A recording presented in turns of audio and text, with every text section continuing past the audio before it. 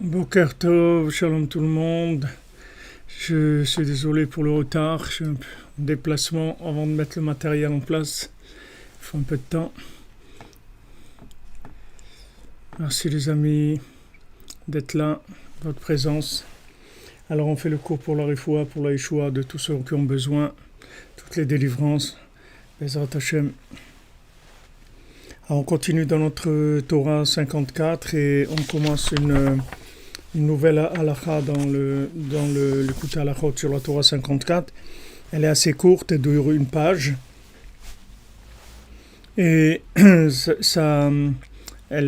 traite le sujet de Korah ou Ktovet Karka. Alors, Korah, avant, ils avaient l'habitude, vous savez, il y a des peuplades qui avaient l'habitude de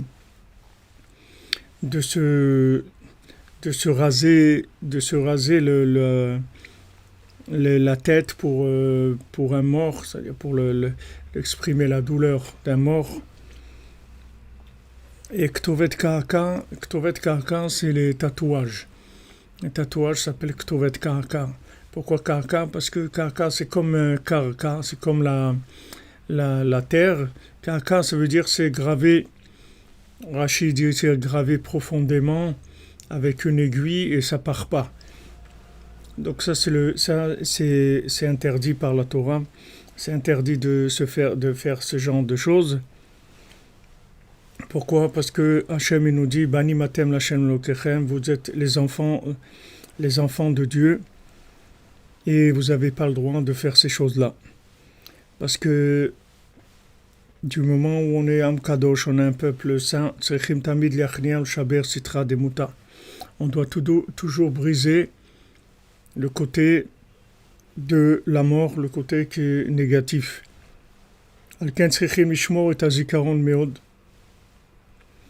On doit beaucoup faire attention à la mémoire, parce que c'est la mémoire qui nous permet de rester connecté à l'autre monde. Dainu le dabka marshavta ba'al me'adeate. qu'on a vu dans le Torah 54, d'attacher notre pensée au monde futur.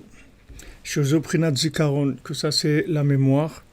Kamova b'ma'amar vayemikatz b'siman dalet, écoutez Chelek Aleph. Donc Rabbi Nathan dit, comme on voit dans la Torah 54, cette Torah dont on l'étudie depuis quelques mois. Ki alma deate hu makom hachaim, parce que le monde futur, ça s'appelle l'endroit de la vie, qui est Adoua. Comme c'est connu, la véritable vie, elle est dans l'autre monde, et toute vie qu'il y a dans ce monde, elle provient de l'autre monde. Hefer hashikra sheusitra demuta, c'est le contraire de l'oubli, que l'oubli, ça s'appelle le côté de la mort. Comme Rabbeinu rapporte dans la Torah 54, Nishkarti kemet milev, j'ai oublié comme quelqu'un qui avait le cœur mort. Vikar shlemut hazikaron ou alidei hashikra. Et comme maintenant, comment on arrive à la mémoire véritable, c'est justement en utilisant l'oubli comme il le faut. De faire oublier de son cœur toutes les occupations de ce monde, qui sont dehors de l'autre monde. Comme on en a parlé plusieurs fois, tout ce qui ne concerne pas l'autre monde, tout ce qui se trouve pas dans l'autre monde, alors il vaut mieux l'oublier parce que c'est quelque chose qui va nous induire en erreur. Dans ce coup, tout ce qui ne concerne pas de l'autre monde, c'est-à-dire tout ce qui n'est pas connectable à l'autre monde, il faut utiliser justement l'oubli pour le sortir de notre vie. C'est-à-dire tous les plaisirs qui sont négatifs, tous les mauvais comportements, il faut les oublier de son cœur, de ne pas se souvenir d'eux du tout. Comme c'est écrit, oublie ton peuple, oublie la maison de ton père. Alors on avait vu ce principe-là, parce que quand la Torah nous dit oublie ton peuple, oublie la maison de ton père, ça a l'air un petit peu bizarre, parce que souvent ce qu'on a comme mémoire, ça nous a été transmis justement par nos parents, par nos grands-parents, par notre peuple, c'est-à-dire le fait qu'on est avec le peuple, alors ça nous donne la mémoire, ça nous maintient la mémoire des choses qui sont positives, des choses intéressantes.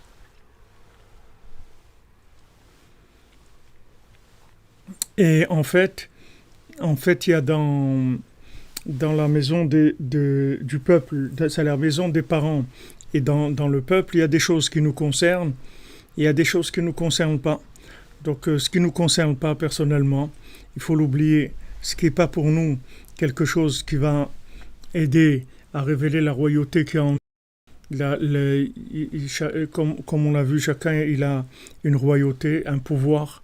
Ce pouvoir-là, c'est lui qui lui permet de réaliser ce qu'il a réalisé dans ce monde.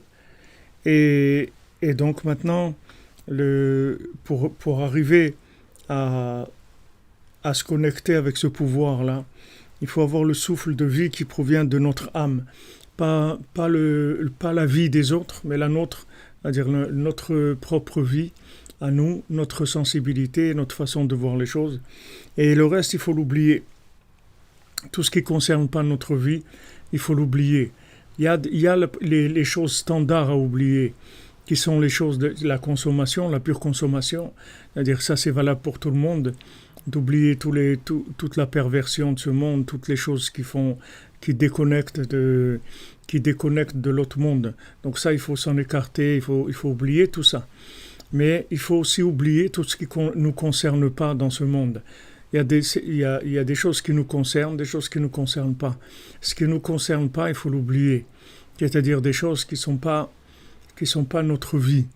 Si c'est pas notre métier, si c'est pas notre ville, si c'est pas comme Hachem dit à Avraham Avinu, lech lecha, quitte ta maison, quitte tout ça, quitte le milieu qui te maintient dans l'idolâtrie, puisque maintenant, lui, il était dans un milieu d'idolâtres. Et comme la plupart des gens qui font tchouva, ils sont obligés de quitter un peu leurs parents, leur famille, d'être un peu distants avec eux, parce que ils sont pas dans la même atmosphère, dans la même connexion. Donc il y a des fois, ça fait un petit peu des frictions, c'est un peu désagréable. Mais on est obligé d'oublier tout ce qui ne concerne pas le but qu'on s'est fixé dans notre vie. C'est-à-dire le but qu'on s'est fixé dans notre vie, c'est la mémoire. C'est la mémoire, c'est la chose qui va revenir tout le temps. Et tout ce qui ne va pas concerner ce but, alors, ça va pas rentrer dans le cadre de notre vie. Une fois, il y avait quelqu'un qui n'était pas venu à un Shabbat chez Rabbi Nathan, où il était pas venu. Rabbi Nathan, il avait organisé un Shabbat et les élèves sont venus et cet élève-là, il n'est pas venu. Alors quand il a vu Rabbi Nathan, il lui a raconté, il lui a dit quel alibi il avait, pourquoi il n'est pas venu.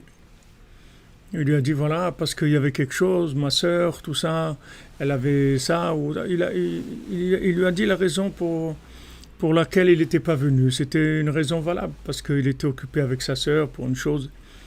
Alors Rabbi Nathan, il lui a répondu un passouk, un verset de la Torah, qui dit Amarti la chokhma achoti at. J'ai dit à la sagesse, achoti at, tu es ma sœur. Alors Rabbi Nathan, avec ça, il a voulu lui faire comprendre qu'en fait, il n'acceptait pas tellement ses excuses. C'est vrai que ses excuses par rapport au Hémet, elles sont vraies, mais par rapport au Hémet, les Amito, elles ne sont pas vraies. C'est-à-dire qu'on peut avoir des excuses qui passeront devant le Hémet, c'est-à-dire le Hémet, c'est-à-dire le côté traditionnel du monde, c'est-à-dire le standard du monde. Mais par rapport à Hémet les Amito, ce qui nous concerne à nous, personnellement, alors il y a beaucoup d'excuses qui ne vont pas marcher. Et je me souviens à Aix-les-Bains, quand on avait des cours avec le Rav Besançon chez Fouachlema, Israël Yitzhak Ben Fortuné. On avait des cours standards dans la semaine, des fois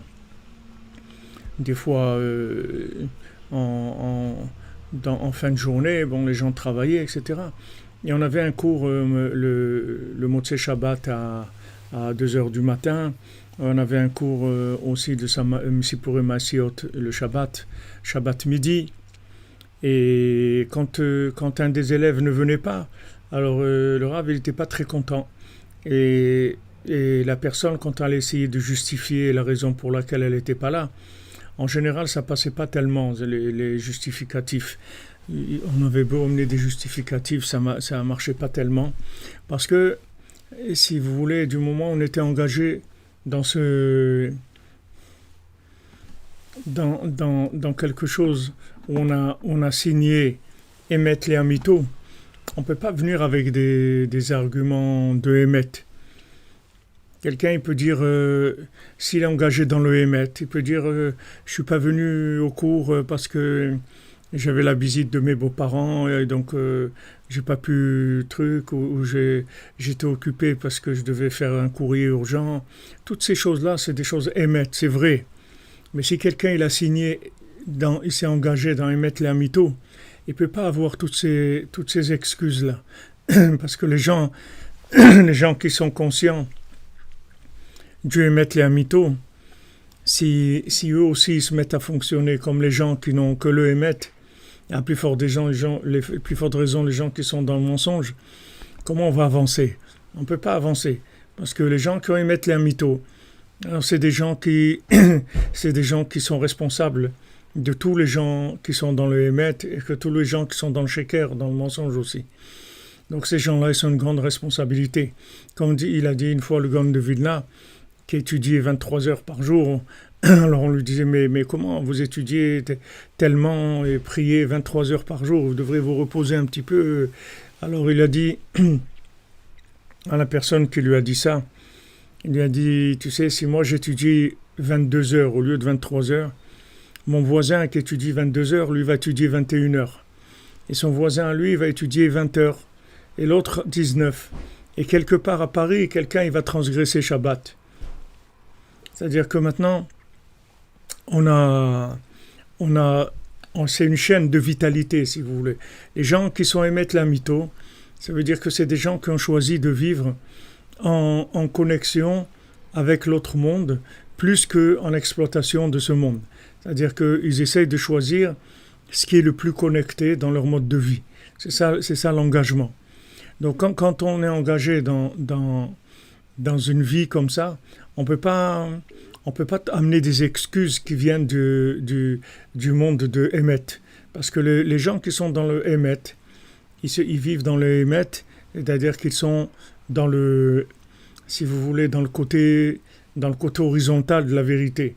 La vérité, elle a un côté horizontal, elle a un côté vertical. C'est-à-dire, c'est le Magan David. C'est-à-dire que vous pouvez vivre Emet, c'est le Emet par rapport à la logique de ce monde, et vous pouvez vivre Emet les Amito, c'est comme ça, c'est Echad. C'est-à-dire vous avez décidé de vivre connecté à Echad. C'est-à-dire votre mode de vie, il est comme ça. Il n'est pas à l'horizontale, il est à la verticale. Donc quand vous avez choisi Emet les Amito, que vous avez choisi de vivre sous le système vertical, vous ne pouvez pas amener des réponses de l'horizontale, parce que l'horizontale, ce sont des réponses par rapport à la logique, par rapport à la compréhension de ce monde. Mais dans le vertical, il n'y a pas beaucoup d'excuses, il n'y a pas beaucoup d'alibis, on ne peut pas trouver beaucoup d'alibis. Rabbi Nathan, il a dit pour Rosh Hashanah, il a dit même si la route elle est parsemée de couteaux, avec des lames de couteau, je marcherai quand même pour aller à Ouman à Rosh Hashanah. Maintenant, cette vie-là, elle est un peu considérée comme une vie de Messirut Nefesh, c'est-à-dire une vie de don de soi, une vie où on va faire beaucoup de concessions par rapport à beaucoup de choses, pour permettre à cette vérité-là d'exister dans le monde, c'est-à-dire de se propager. Et les gens qui ont cette vérité-là, ne croyez pas que c'est gratuit. C'est pas Hachem, il donne pas ça gratuitement. Quand quelqu'un il a cette vérité-là, il doit savoir, quand il sent cette vérité, et il doit savoir que il a une responsabilité. Alors que c'est sûr que par rapport aux autres, on doit avoir le Emet Lamito, comme disait Rav Chaikin à Rav Shalom, noblesse oblige. Noblesse oblige, ça veut dire que si quelqu'un il est dans Emet Lamito, il ne peut pas avoir des réactions de Emet par rapport aux gens, c'est-à-dire il doit être dans tolérance totale, il y a tolérance sans limite, parce que du moment où il met dans l'Emet Lamito, il peut éloigner personne, il peut faire reculer personne, parce qu'il a une responsabilité de transmettre la vérité. Donc même si maintenant il y a une personne qui se comporte avec lui d'une façon que Béhémet, c'est quelque chose qui est pas correct par rapport au Hémet, mais par rapport au Hémet Léamito, alors il doit accepter tout. Parce que Béhémet Léamito, il doit avoir un amour qui dépasse complètement toutes les difficultés qu'il peut y avoir dans ce monde. Il doit avoir une patience à toute épreuve, une acceptation à toute épreuve. Mais c'est pas cette acceptation, cette patience, il va l'obtenir de sa connexion à la verticale. C'est-à-dire quand il va se connecter à l'autre monde, c'est ça qui va lui donner de la patience. Comme Rabbi Nathan, quand les gens à l'époque qui étaient contre lui, qui voulaient lui faire du mal, qui voulaient le tuer, alors une fois il était quelque part et des gens se sont mis à crier sur lui, et il y a une dame qui est venue et qui lui a craché au visage. Alors il y avait un élève avec lui et il était un petit peu excité, l'élève. Alors Rabbi Nathan il l'a calmé et l'élève il a dit mais comment vous pouvez accepter une chose comme ça? Alors Rabbi Nathan il a dit moi je vis 40 ans après la tombe. Moi je vis pas maintenant. Moi, je suis connecté à 40 ans après la tombe. Je ne suis pas connecté à ce que tu vois là. Donc ça, vraiment, ça me dérange absolument pas. Ça me fait rien du tout. Ça me fait rien du tout parce que je suis pas là. Je suis dans un autre endroit, je suis pas là. Tu me vois ici, mais je vis pas ici. Je vis connecté avec un autre monde.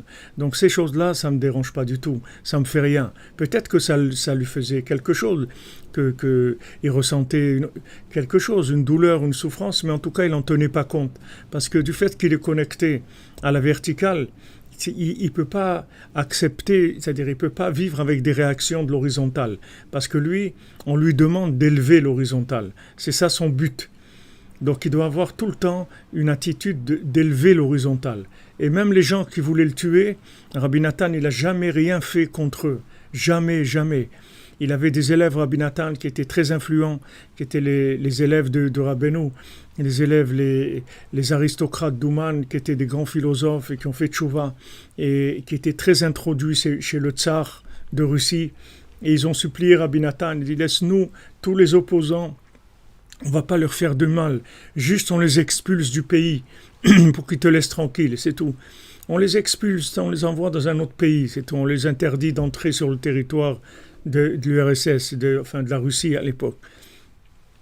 Rabbi Nathan, il a dit jamais j'accepterai ça, jamais je ferai ça, jamais je ne ferai une chose pareille. Parce que Rabbi Nathan, il représentait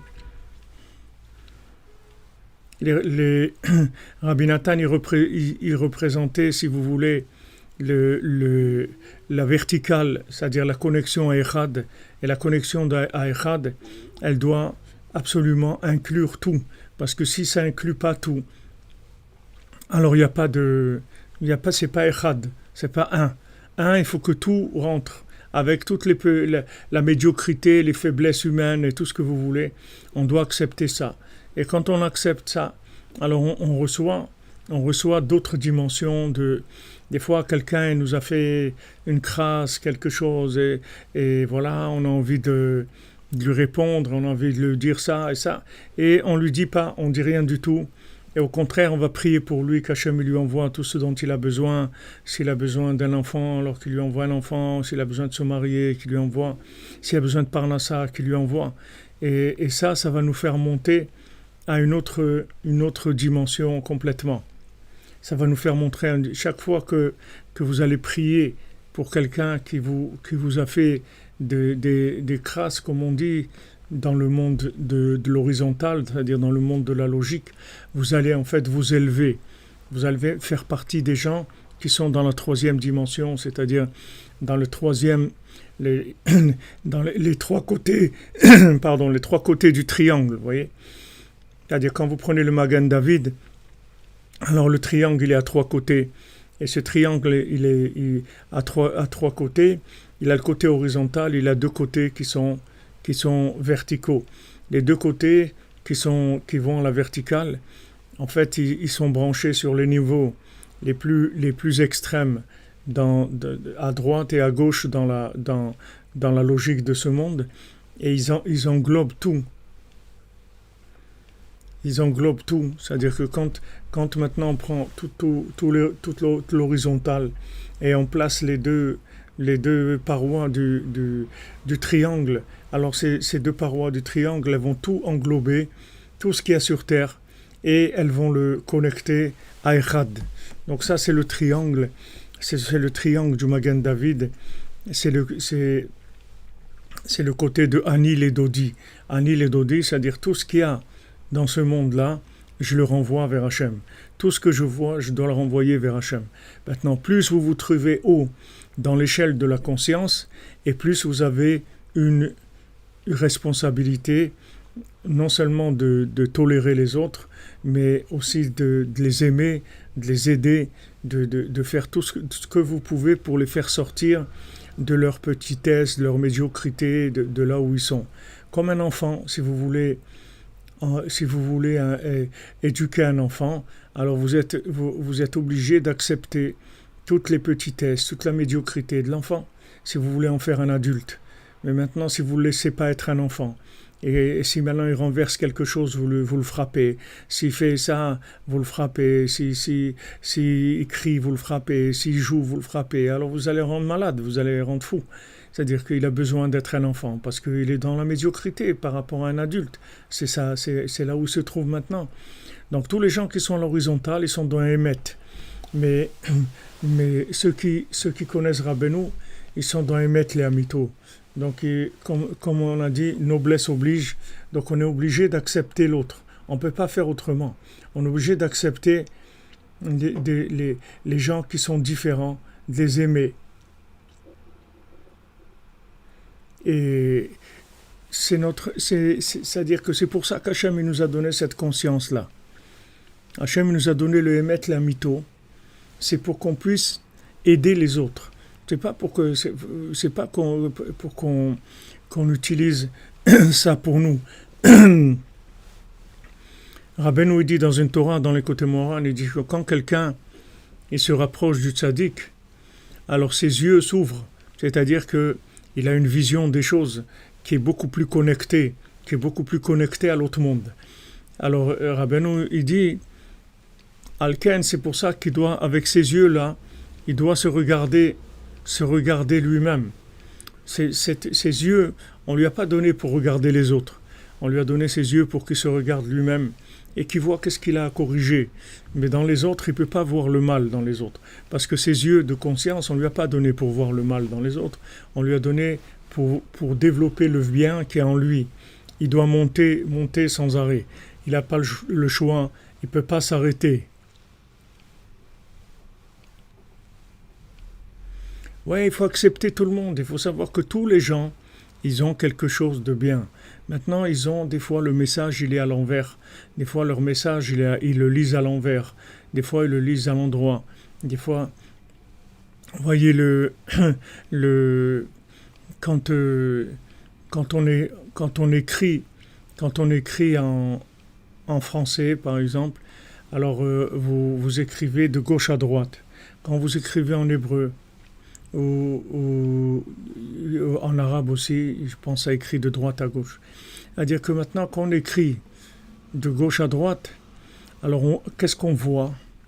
On voit ce qu'on a déjà écrit. Mais quand on écrit de droite à gauche, on voit ce qu'on va écrire. Et ce qu'on a écrit, c'est caché avec notre main. C'est-à-dire notre main, elle cache ce qui a déjà été écrit. On a devant nous le blanc sur lequel on va écrire. C'est-à-dire, si vous voulez, c'est le renouvellement. C'est-à-dire, on ne tient pas compte de ce qu'il y a eu.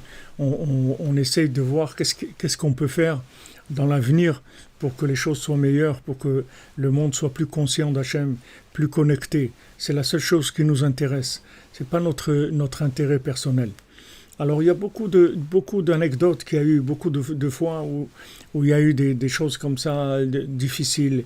Et Rabbi Nathan, Rabbeinu aussi, il a intervenu une fois, le Rav, je ne sais pas si c'est Rav Yudel ou c'est Rav Aaron, le Rav, qu'il y avait quelqu'un dans une Séouda, un repas de Shabbat Breslev, qui a commencé à faire un petit peu de balagan, il a commencé à faire des troubles, etc. Alors, je ne sais pas si c'est Rabbi Aaron, je ne sais pas quel grand élève de Rabbeinu, il lui a mis une claque pour le calmer.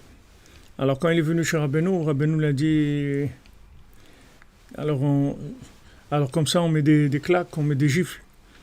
Alors, l'élève, il a dit à Rabbeinu, mais vous vous rendez compte, qu'est-ce qu'il a fait, voilà ce qu'il a fait, etc. Et Rabbeinu, qu'est-ce qu'il lui a dit ? Il lui a dit quoi ? Tu veux ne pas avoir raison aussi ? C'est-à-dire, tu veux lui donner une claque sans raison ? Mais c'est sûr que tu avais raison. Quand tu avais une très bonne raison de lui donner la claque. Mais malgré ça, on ne donne pas une claque. Tu as toutes les raisons du monde, mais la claque, on ne donne pas. Donc Rabbeinu, il lui a pourtant c'était un des grands élèves du Rebbe, c'était pas des gens qui avaient l'habitude de se battre dans la rue ou des choses comme ça, c'est des gens d'un niveau très élevé. Pourtant, à un moment, il a jugé qu'il était arrivé à la limite de l'acceptable. Donc il a réagi comme ça. Mais en fait, si vous vivez dans Emet Le'amito, vous ne pouvez pas vous permettre d'avoir des limites. Vous ne pouvez pas avoir des limites. Quelqu'un il m'a dit, regarde, il m'a dit, voilà, Ravi frère, vous dites, il faut une tolérance. Ok, maintenant, donnez-moi le degré de tolérance que vous voulez.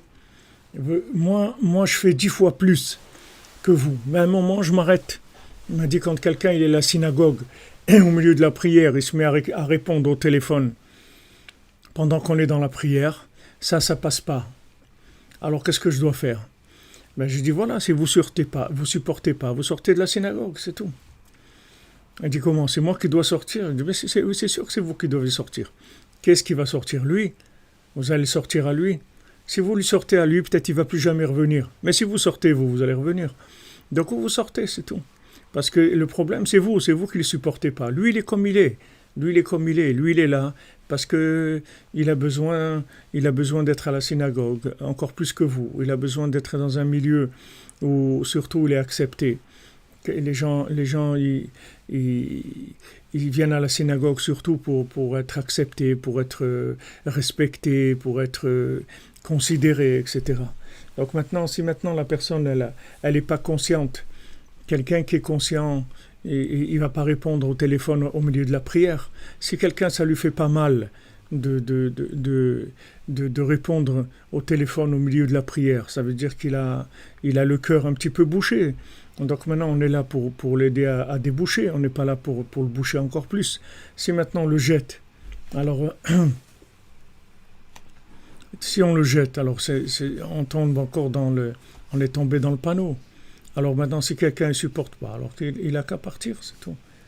Il n'a qu'à partir s'il ne supporte pas.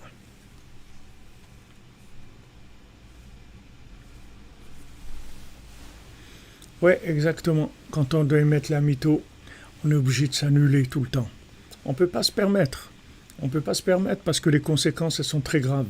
C'est-à-dire ça a des conséquences énormes sur les personnes qui dépendent de nous. Donc on ne peut pas se permettre. Il y a des choses qu'on ne peut pas se permettre de dire, de faire, des attitudes à avoir. Parce que ce qu'on cherche, c'est émettre la mytho. C'est-à-dire on vit dans émettre la mytho. On vit dans la troisième dimension. Et cette troisième dimension, Hachem, il nous l'a donnée uniquement pour pouvoir aider les autres. Alors Rabbi Nachman, il a dit une chose, il a dit, vous savez, moi je rapproche les gens qui sont le pire dans certains domaines.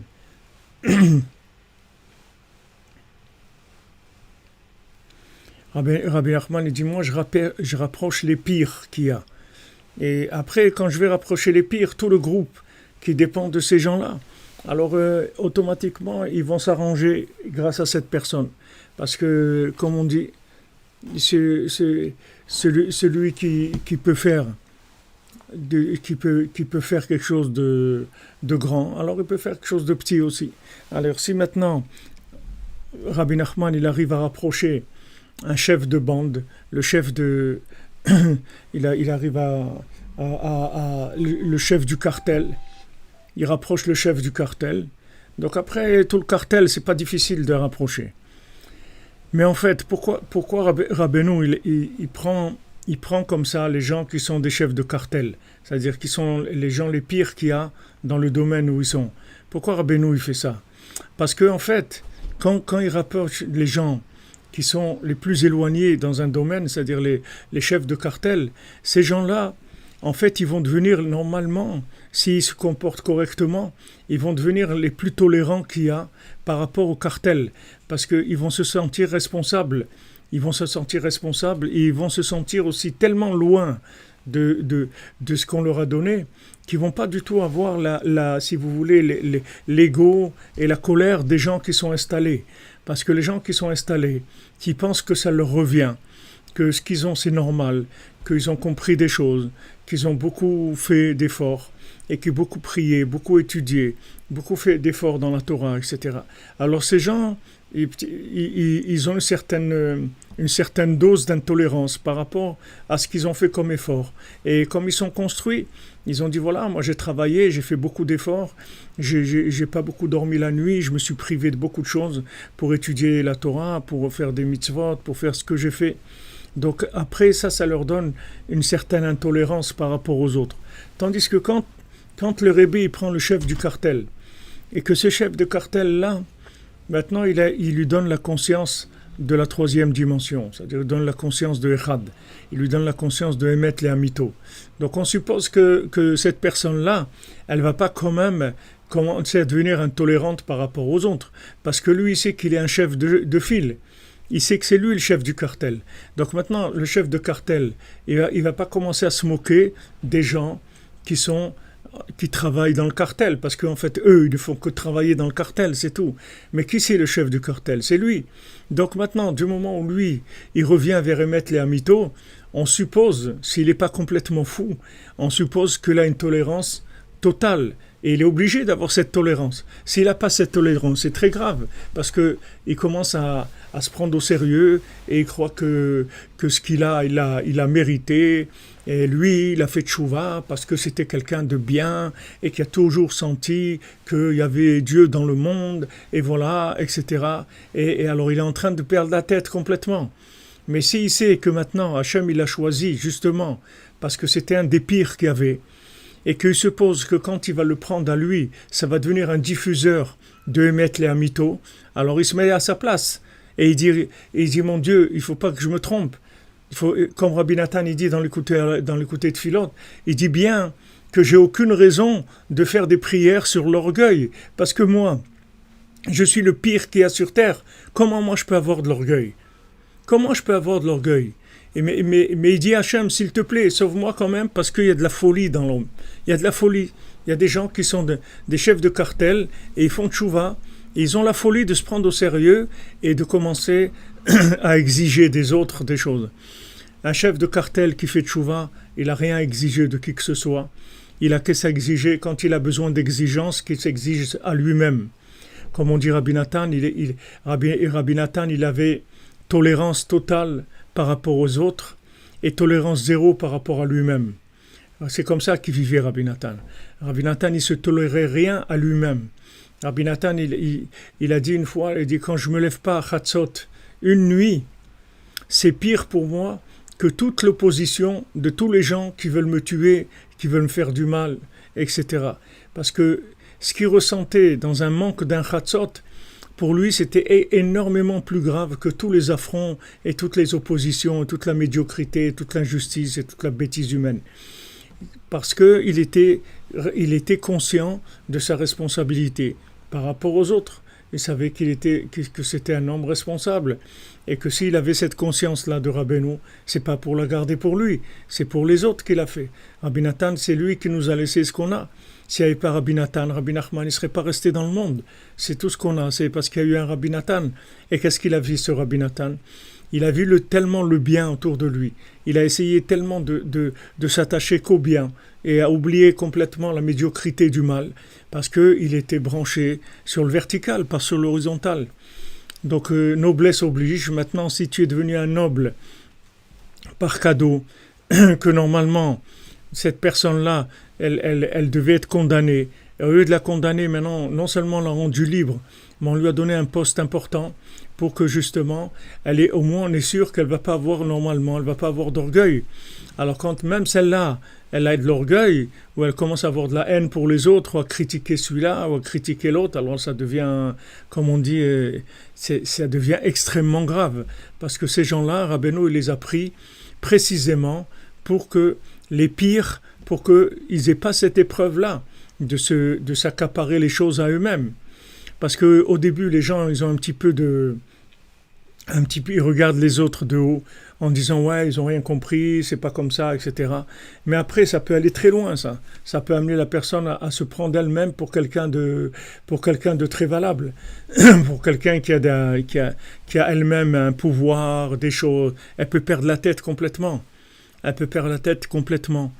Comme il dit Avraham ben Nachman, quand on parle des Mefoursamim chez le Sheker, c'est-à-dire qu'on parle des gens qui sont des gens connus, mais qui sont en fait dans le mensonge. Avraham ben Nachman, il dit, quand Rabbeinu il parle de ça, c'est de moi qui parle. C'est que moi, je dois faire attention de ne pas être un Mefoursam chez le Sheker, c'est-à-dire une personne connue, mais un usurpateur de pouvoir un usurpateur d'une place et de se présenter comme étant quelqu'un de très élevé parce que il a reçu du tzaddik ce qu'il a reçu. Alors maintenant, le tzaddik, il le prend lui parce qu'il est pire, il est le pire de la terre. Donc il dit voilà, comme il est le pire dans son domaine, je pense pas que lui il va me faire des problèmes quand même. C'est-à-dire, il ne va pas commencer à jouer le jeu comme si c'était lui qui était le patron et c'était lui qui avait cette inspiration et c'est lui qui avait cette conscience, etc. Puisqu'il sait très bien d'où je l'ai pris. Rabbi Nachman, il dit, tu sais très bien d'où je t'ai ramassé. Donc maintenant, au moins, il pense que cette personne ne va pas avoir de l'ego. Mais quand en plus la personne, c'est un chef de cartel, on l'a récupéré, normalement il était condamné, on l'a récupéré, on l'a sauvé. Et en plus maintenant il se prend au sérieux, il pense qu'il est lui-même un patron et il commence à juger les autres.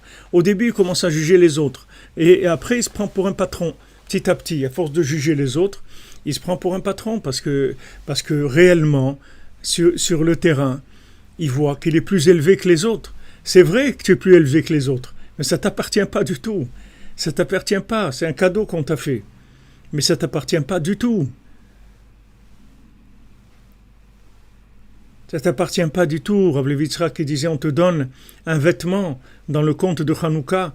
Rabbeinu il dit que l'invité qui représente le tzaddik, il donne un vêtement à celui qui se trouve à la maison, chez lui à la maison. Il lui donne un vêtement qui vient du Gan Eden, qui vient du Gan Eden à Tarton, du paradis inférieur. Il lui donne un vêtement. Maintenant, quand il met ce vêtement, alors il vole, il est en train de voler, il est mamache, il est en train de voler, il est au-dessus de... Alors Rav Levi Yitzhak qui dit, c'est vrai maintenant quand le tzaddik, il me donne un vêtement, alors je vole, c'est-à-dire je suis au-dessus de la plupart des gens qui sont dans l'humanité. Qui est-ce qui connaît Rabbi Nachman dans le monde? Sur 8 milliards d'habitants, combien de gens qui connaissent? On va être sympathique, on va être gentil. 500 millions? Ok, disons 500 millions connaissent Rabbi Nachman. Mais le reste, ils ne connaissent pas. Donc maintenant, cette personne-là, qui a reçu les yeux du tzaddik, la vision du tzaddik, elle a une vision très élevée. Comme il dit Rabbi Nathan, moi je suis un nain, mais je suis sur les épaules d'un géant. Donc quand maintenant je suis sur les épaules sur un géant, normalement j'étais un nain, c'est-à-dire que je suis moins que la normale. Les gens normaux, ils mesurent disons 1m75, moi je mesure 15 cm, d'accord? Je mesure 15 cm. Mais maintenant je suis sur les épaules d'un géant qui mesure 6 mètres. Donc moi j'ai une vision de 6 mètres de hauteur plus mes 15 cm, d'accord? Donc je vois maintenant des choses extraordinaires, puisque maintenant je suis comme un satellite, je vois des choses merveilleuses. Mais comment je peux oublier que je suis un nain et que je me trouve sur les épaules d'un géant? Comment je peux oublier ça? Comment je peux penser à un moment que je suis un géant? Comment je peux penser une folie pareille? Et malheureusement, cette folie, elle rentre dans des gens. Elle rentre dans des gens. Il y a des gens, ils croient qu'ils ont compris quelque chose. Alors que Rabbi Nachman, tout ce qu'il investit dans ce nain-là, c'est pour qu'il puisse l'utiliser, le mettre sur ses épaules et l'utiliser pour ce qu'il a à faire. Mais pas pour qu'il commence à lui-même à être quelqu'un qui repousse les autres ou qui juge les autres. Jamais on peut imaginer une chose pareille. On ne va pas imaginer que ce nain-là, il va devenir tellement fou qu'il va se prendre pour un géant. Il va oublier qu'uniquement il est sur les épaules d'un géant. Quand Rav Naftali il a demandé à Rabbeinu une fois, il a dit « Pourquoi vous parlez avec les gens de la rue comme ça, des gens qui ne sont pas tellement reluisants et tout ?» Alors Rabbeinu lui a dit « Et toi, tu t'es pas posé la question pourquoi je parle avec toi ?» Pourtant, Rav Naftali, c'était un grand sadique, c'était un homme d'un niveau très très élevé. Quand Rav Naftali faisait la Shmona Esrei, il était mamash dans l'autre monde. Il entendait rien, il voyait rien de ce qu'il y avait autour de lui, même s'il y avait des gens qui criaient autour de lui, tout, il n'entendait rien. C'était un homme d'un niveau très élevé. Malgré ça, Rabbeinu l'a remis à sa place. Il lui a dit, tu sais, tu es comme une plume sur mon vêtement. Si je souffle sur toi, je t'envoie au bout du monde. Rabbeinu l'a dit à Rav Naftali, tu es une plume sur mon vêtement. Si Rav Naftali il a dit, tu es une plume sur mon vêtement, qu'est-ce qu'on va dire nous? Mais la folie, elle est tellement grande qu'il y a des gens, ils se prennent au sérieux, ils croient qu'ils ont compris quelque chose. Et ils commencent à juger les autres. ouais, pourquoi il fait ça quand même, truc, il devrait pas faire ça, il devrait pas dire ça, il devrait pas faire... Qui est-ce qui t'a dit de parler comme ça? Comment tu peux parler comme ça? Toi-même, tu es un nain, ok? Tu es un nain, tu mesures 15 centimètres, ok? Donc tu es un handicapé par rapport à la plupart de l'humanité. Tu es un handicapé. Rabbi Nachman, il t'a pris comme handicapé parce que il est sûr qu'à travers toi, il va pouvoir diffuser sur Terre ce qu'il a à diffuser. Pourquoi? Parce qu'il se dit, il est tellement massacré, ce bonhomme-là, il est tellement explosé, que c'est pas lui qui va me faire le coup, c'est moi le rabbi, c'est moi le grand, c'est moi écoutez-moi, c'est moi, j'ai la truc, il va pas jouer ça quand même. C'est trop, la contradiction, elle est trop grande. Voilà pourquoi Rabbi Nachman il investit dans les pires qu'il y a sur Terre. Parce que il se dit, les pires qu'il y a sur Terre, ils vont pas me faire ce coup-là de s'approprier la lumière à leur propre compte. Ils vont pas faire ça. Ils vont pas faire ça, de commencer à rejeter les autres, à juger les autres, parce que eux, ils ont de la lumière. Je suppose que eux, ils vont être conscients que cette lumière-là, c'est un cadeau qu'ils ont reçu d'Hachem. Et que c'est pas quelque chose du tout qui leur appartient. Ça leur appartient à. Rabbi Yitzhak, il disait, c'est vrai que j'ai une lumière qui vient du vêtement, d'un vêtement du Gan Eden à Tarton.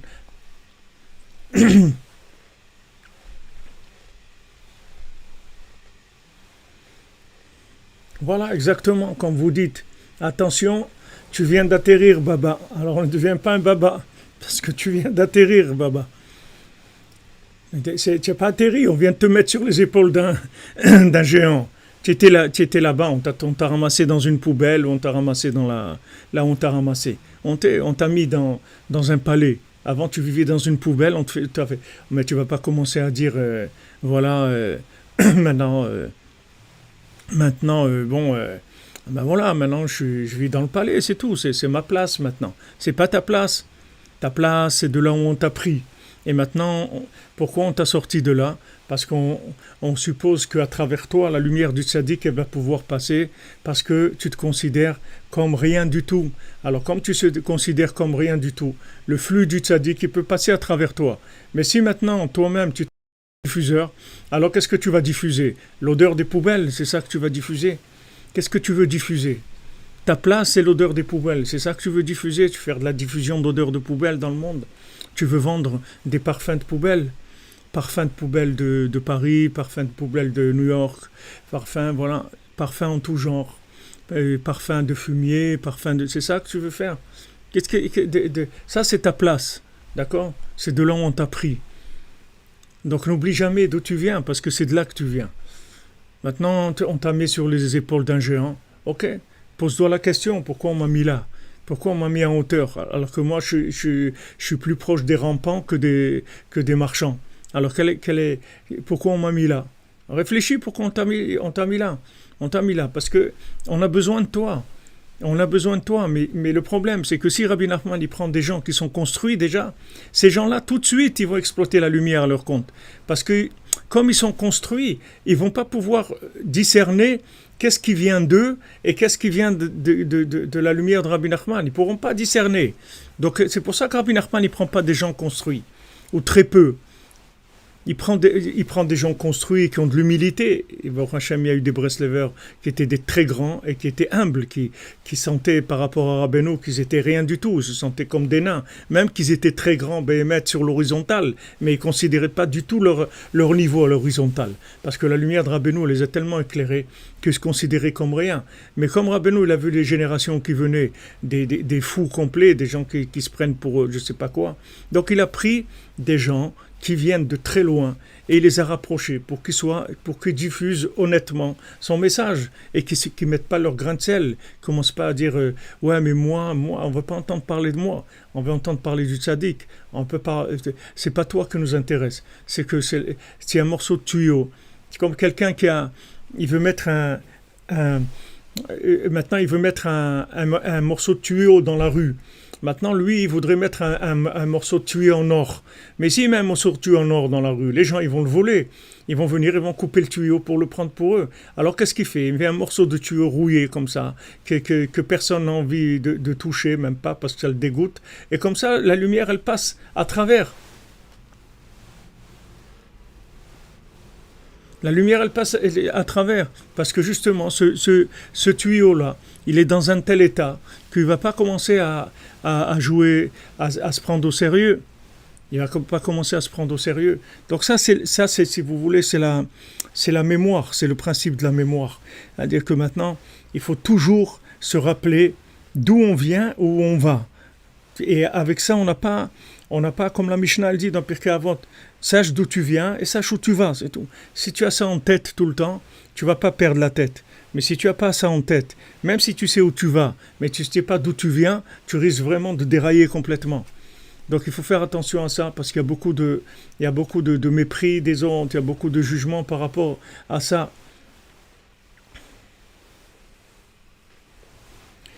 Et on est là, si c'est le tzaddik qui nous a rapprochés, c'est justement parce que il veut nous utiliser comme représentants, comme moyen de diffusion.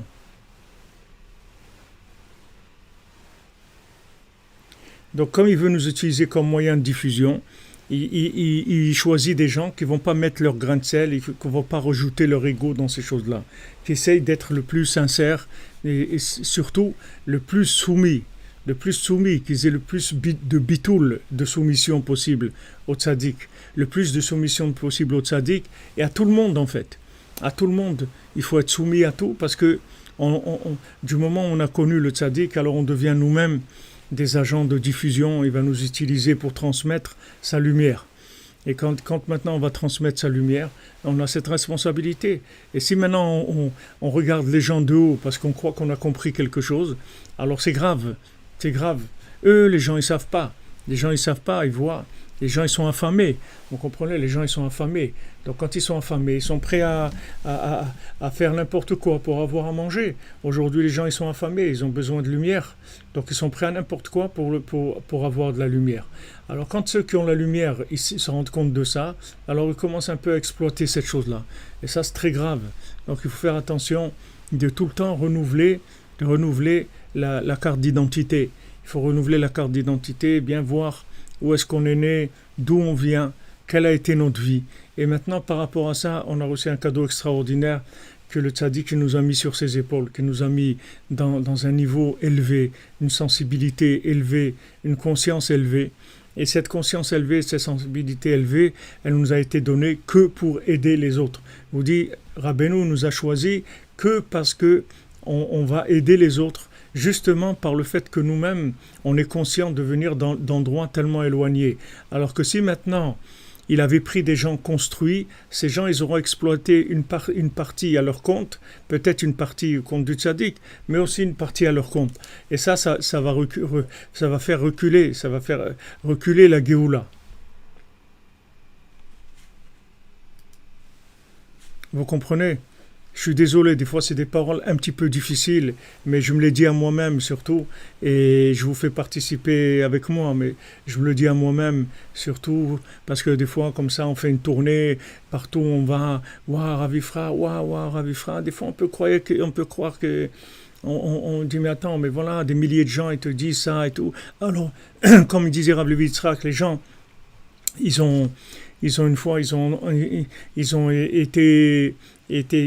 mis un petit Rav Levi Yitzhak qui voyait presque pas à la fin de sa vie. Et quand il allait faire Hitbodedut au Kotel, ils lui ont mis un petit appareil pour enregistrer à côté de lui, et il s'est pas rendu compte parce qu'il voyait pas. Et ils l'ont écouté comme un homme de 92 ans. Il disait dans sa Hitbodedut, Hachem, tous les gens ils me disent que je suis un tzaddik, mais toi et moi, on sait. Toi, tu sais qui je suis, et moi, je sais qui je suis. Je t'en prie, Hachem, aide-moi à pas me rouler, aide-moi à pas croire, parce que les gens ils me disent tiens, tzaddik, aide-moi à ne pas me faire rouler par ça. Aide-moi. Ils ont enregistré ça. Un homme de 92 ans qui a peur, comme là, dans l'écouté moral, Rabbeinu dit qu'une fois il y a un roi, il a envoyé un ministre dans un pays. Et lui a donné des vêtements de roi pour qu'il soit bien accueilli. Alors il arrive, le ministre, alors les gens, ils l'ont pris pour un roi. Donc ils lui ont donné une place de roi. Ils l'ont considéré, il l'appelait toujours Majesté, Majesté, etc. Ils lui ont donné une place de roi. Maintenant, comme on dit, manque de bol, un jour c'est le roi lui-même qui arrive. Alors comme eux, ils pensaient que le ministre c'est le roi. Donc quand le roi est arrivé, ils ont cru que c'était un ministre.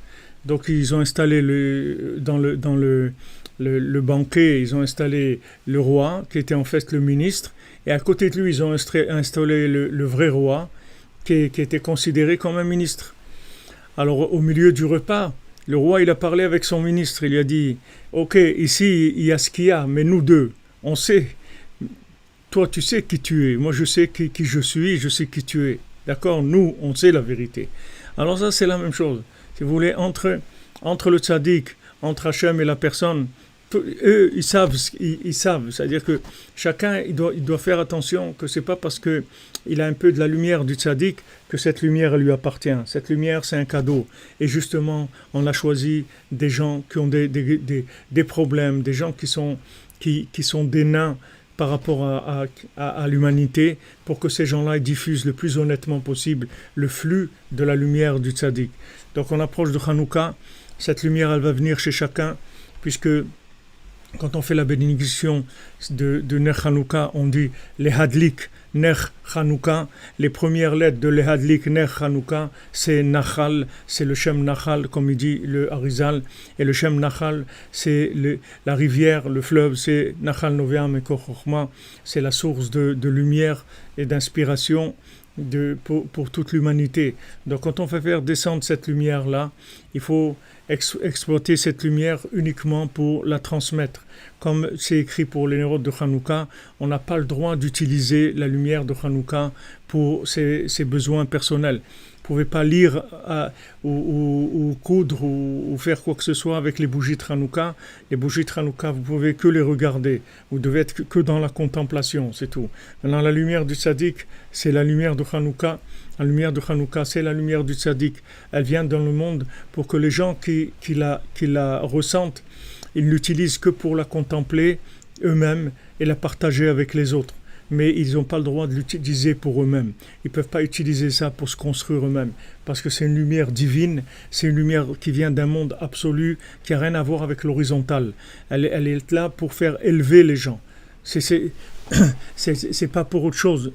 C'est pas pour autre chose. Elle est là que pour élever les humains.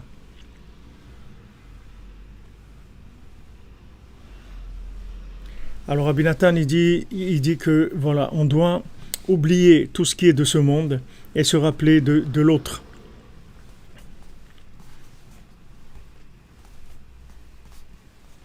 Parce que ce monde et l'autre, en fait, ce sont deux opposés et il faut avoir une attitude qui permet de les inclure l'un dans l'autre, c'est-à-dire de vivre dans ce monde avec la mémoire de l'autre monde.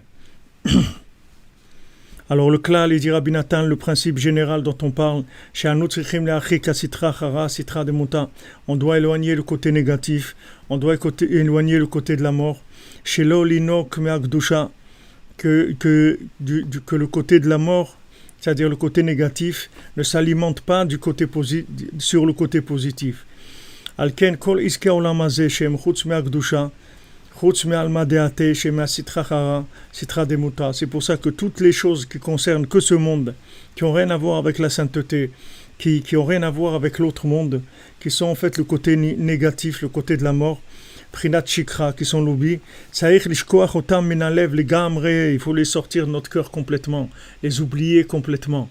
Il faut oublier tout ce qui est perversion, tout ce qui est consommation, tout ce qui est plaisir, désir, il faut oublier tout ça. Tout ça, il faut le sortir de notre cœur. Shelo lizkor otam klal, il ne faut pas du tout les amener dans notre mémoire, pas y penser du tout.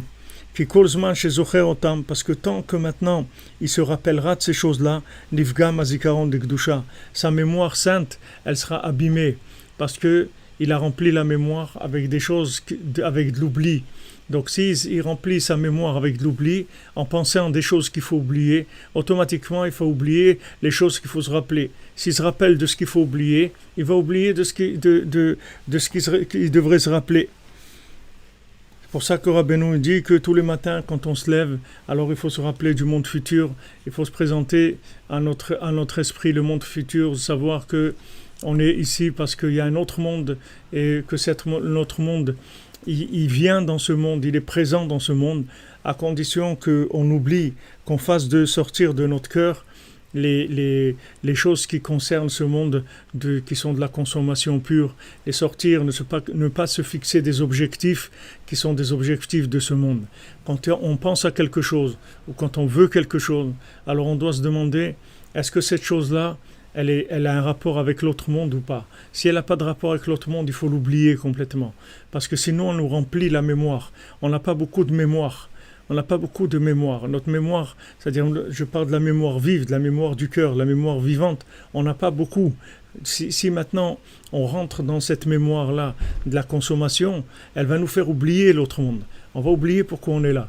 Parce que cette fausse mémoire qui est de l'oubli, elle nous appelle à la consommation, on nous appelle à ça, des besoins, des trucs, etc. Donc après, on oublie complètement où on va. On oublie pourquoi on est là, on oublie le but. Donc Rabbi Nathan, il nous dit, voilà, ne remplissez pas votre mémoire avec de l'oubli. Remplacez votre mémoire avec des éléments qui sont éternels, qui sont de l'autre monde. Remplissez la mémoire avec des choses qui sont intéressantes, qui ont un but final. Donc il y a une lutte, le cœur, il est, comme on dit entre les deux, mon cœur balance, c'est-à-dire le cœur, il est pris des fois par de la consommation à outrance et il oublie complètement qu'il y a un autre monde. Et des fois, le cœur, il va vers Hachem, il va vers l'infini. Alors, il faut trouver un équilibre, c'est d'arriver à utiliser la matière sans qu'elle devienne une mémoire de notre vie, sans qu'elle se mémorise dans notre cœur. Il faut utiliser la matière simplement. Comme Rabbeinu dit, manger, on a besoin de manger, de dormir, on a besoin, s'habiller, on a besoin, être marié avec des enfants, on a besoin. Donc voilà, c'est tout, c'est des besoins qui sont des besoins techniques de ce monde. C'est pas la peine d'en faire autre chose. C'est pas la peine d'aller développer des goûts extraordinaires, des choses incroyables, des trucs avec plein de lumière. Il n'y a pas besoin, il faut le faire le plus simple possible. La nourriture simple, les vêtements simples, le mariage simple, les enfants simples, tout simple. Il faut simplifier tout ce qui a un rapport avec ce monde, il faut le simplifier. Parce que plus c'est simple et plus ça se connecte à l'infini. Bezrat Hashem. Alors bonne journée les amis, merci d'être là, merci de votre présence et de votre aide aussi, tous les gens qui nous soutiennent, qu'on arrive à continuer avec ça. Et sachez qu'on n'est pas là pour rien, que Hachem il nous a choisi, bon Hachem, pour être conscient de qui c'est le tzaddik, qu'est-ce que le tzaddik il veut, où il veut amener le monde, à quelle chose merveilleuse le tzaddik il veut amener le monde. Et il nous a choisi chacun à notre niveau pour essayer un petit peu de faire briller cette lumière du tzaddik. Et vraiment, j'étais très impressionné dans tout ce voyage-là et de rencontrer tellement de gens merveilleux à Paris, à Lyon, à Genève. Des gens tellement merveilleux qui ne demandent que ça, que en fait, diffuser le tzaddik, vivre avec le tzaddik, avec son enseignement et tout.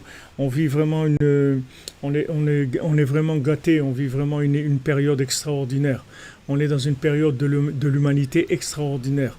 C'est-à-dire on va déboucher sur des choses merveilleuses. Mais n'oubliez pas que nous, les conscients, les gens conscients, c'est nous qui sommes responsables des inconscients. C'est pas le contraire. Donc nous, il faut absolument qu'on ait tolérance totale par rapport aux inconscients. Ça, c'est la preuve de la conscience. Parce que si quelqu'un n'est pas tolérant, ça veut dire qu'il n'est pas conscient. Il est fou. Les intolérants, c'est des fous. C'est des gens qui sont malades des nerfs. Les gens qui sont intolérants. Alors, bon, Hachem nous a donné tellement de bonnes choses. On doit continuer. Hachem. Alors, on fait le cours. Voilà, je dis maintenant les noms parce que, comme je vous ai dit au début, il y a beaucoup de noms. Alors, je ne vais pas passer au début 5 ou 10 minutes à dire des noms. Donc, je dis à la fin pour que ceux qui ont des occupations, ils puissent faire ce qu'ils ont à faire.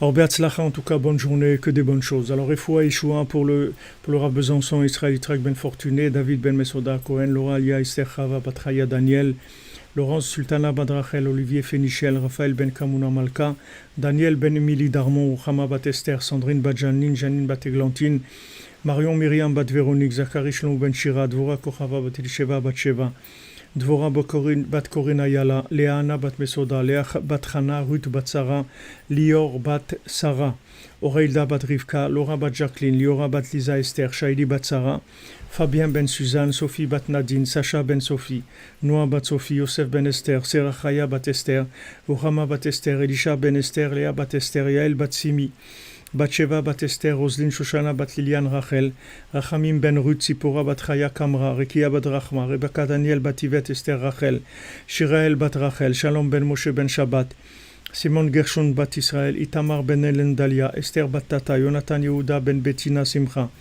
אירן בת רחל, שמחה ז'נין ג'וליאט בת ג'מון כוכבה, אביב בן צהלה, גאולה בת רחל, רחל בת אנמרי, יעקב בן אברהם, שמעון בן בריג'ית זוהר, יונתן יצחק דוד בן מרלן מלכה, יוסף יצחק נחמן בן אמונה, רחל בת שרה, יעקב בן מיכאל, ליזה אמונה בת רינה, אורלי חווה בת יגת, בת משין, אורלי חווה יגת, בת משלין רחל רוז, ברונו מיכאל בן נליקה מיסה, אבלין חווה בת דוניז, ז'ונתן שממה, יואן בן מירי, אשדר בת פטמה, תאו בן פטמה, אלי בן ניזה, אנג'לינה מרים בת פסקל זורה, יוסף בן סופי מאיר, אלם בן דורה מאיר, ויvian בת Émilie, Georgette bat Arthur, Didier Emmanuel ben Zbersa, Trinza bat Atersa, Shaoul ben Emma, Estériel bat Chaya, Jonathan ben Edmond, Yosef Schneor ben Thérèse, Eliaou ben Chana, Chaim ben Chaya Miriam, Levana bat Chaya Miriam, David ben Chaya Miriam, Chaya Miriam bat Mesaouda, Yaakov ben Chassiba, Corina Yala bat Rachel, Dvora bat Corina Yala, Moshe ben Sarah, Shmuel Mordechai Shalom ben Ruth,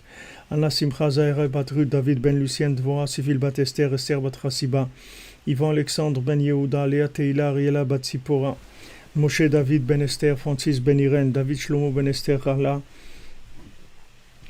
Dina bat Sarah, Nathalie Shushana bat Kemuna, Ginette Fanny, Sarah bat Ren Nenet Sultana, Amram Levi Yitzhak ben Sarah, Nechama bat Miriam, Daniel Esther ben Mouna, Emmanuel Chai ben Martin Chaya, Doron Yitzhak ben Chaya Riba, Shai Bart Claude ben Seni Sarah Juliette, Lucienne Dvora bat Rosa, Benjamin ben Lucienne Dvora, Angèle bat Louise, Chaya Kamra bat Joua, Charles Eli Gez, Sharazad bat Rekia, Rekia bat Rekia, Olivier Mangin, Yitzhak ben Edith Dre, Chaya bat Geoula, Moshe ben Mesaouda, Dvora Léa bat Chana Shane Keser bat Josette, Moshe Raphaël ben Chassiba, Lévi, Léonatan ben Yocheved Cohen, Muriel Myriam Rivka bat Perla Zora, Léa bat Rina, Arik ben Sultana, Yaakov ben Dvora Fortune, Isabelle bat Hélène, Didier Dov ben Michel, Meir ben Sipora, Bébé Mesaoudou bat Simcha, Simra bat Frecha, Chantal Elisiael bat Liliane Joaja, Liliane Joaja bat Émilie Esther, Patrick Yosef ben Liliane Joaja, Yael Lisa bat Léa, Keren bat Nicole Kochava, Yael bat Nicole Kochava, Arlette bat Émilie Jamila, David ben Moshe, Rivka bat Zari, Michael ben Yaakov, Yael Amoyal bat Rachel, bat Sheva Hana bat Myriam, Myriam bat Marie,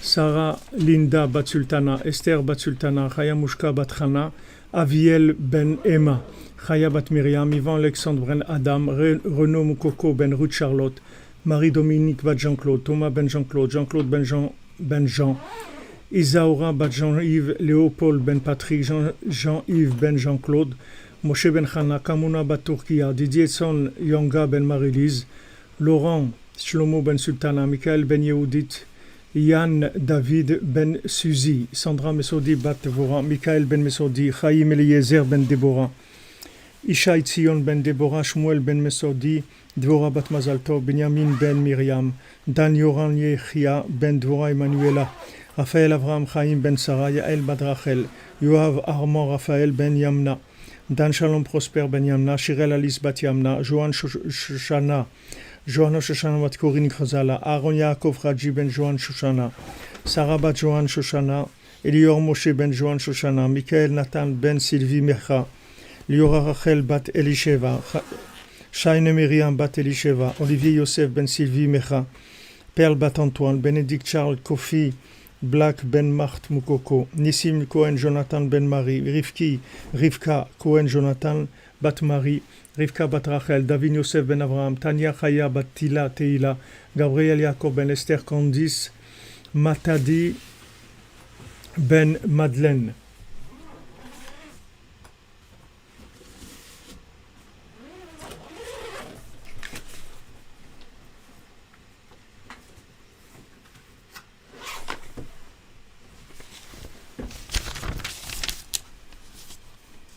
Raquel bat Elsa, Massimo ben Raquel, Claudio ben Pina, Elsa bat Hilda. Et pour l'élévation de l'âme de Hilda bat Maria, Antonio ben Isabel. Pour la refoua de Kenze bat Sarah Keren. Refoua pour Richard Avraham ben Sarah. Léa Rachel bat,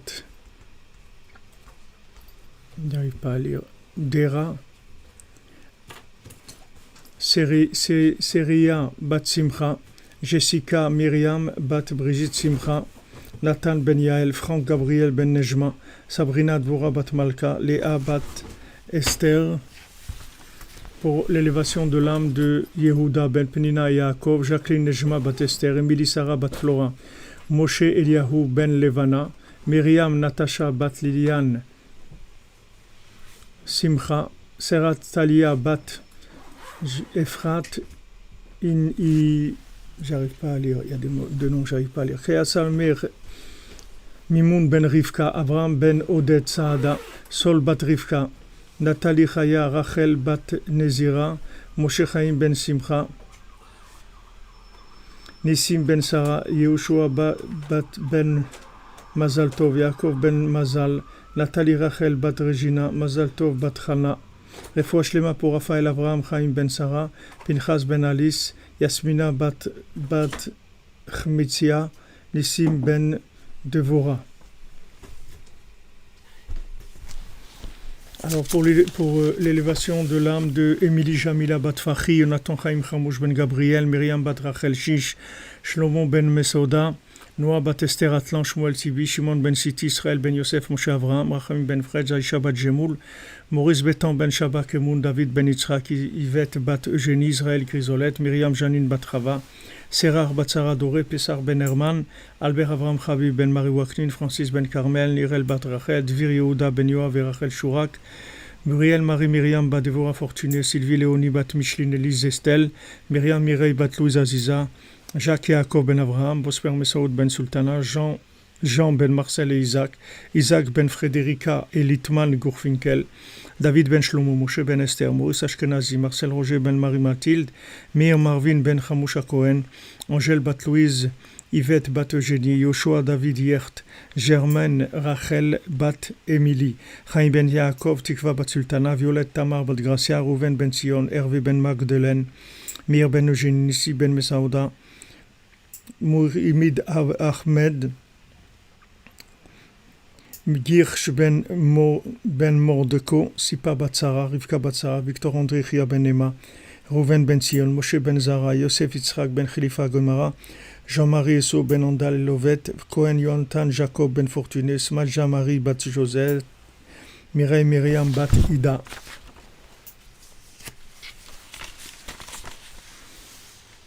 À mémoire de Keren, Ruth bat Rina, Shelly Rachel bat Lili, Esther bat Perla, Chassiba Cohen bat Chana, Chaim Maman ben Simcha, David André Maman ben Chassiba, Moshe Cohen ben Dona, Thierry Michael ben Reuven Halevi, Karen Ruth bat Rina, Mesaouda bat Nina, Alfred ben Shalom, Shalom ben Mesaouda, Rochel bat Dada et Bitbol, Moshe ben Aisha, Shelly Rachel bat Lili, Yosef ben Solika, Mazal Tov bat Rachel, Étoile bat Solika, Zivouk pour David André ben Chaya Myriam, Yohan Chaim ben Chaya Myriam, Céline Shoshana bat Rachma, Dan ben Mesaouda, Rachel bet Mesaouda, Refoua Shlema pour Chaya Myriam bat Mesaouda, Richard Avraham ben Avraham, ben Sarah, Yosef ben Mesaouda. Voilà les amis, bonne journée à tous, à toutes. D'Atzlacha, on se retrouve demain. J'essaye d'être à l'heure, Bélinéder. Aussi pour l'élévation de Joar, Yvette, Bat, Belera, Blanche et Michel, Bat, Joar, Yvette. Voilà, qu'on n'ait que de bonnes nouvelles. Bezant Hashem, merci d'être là. Merci de nous accompagner. Et merci que Rabbeinu nous accompagne à tous. Merci. Bonne journée.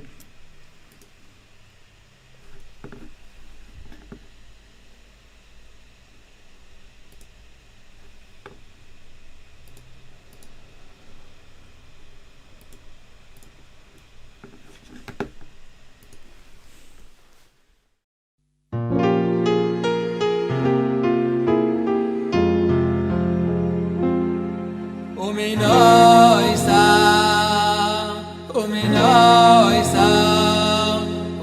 Uminoi sa kankani nasenes da shoishani Uminoi sa Uminoi sa Uminoi sa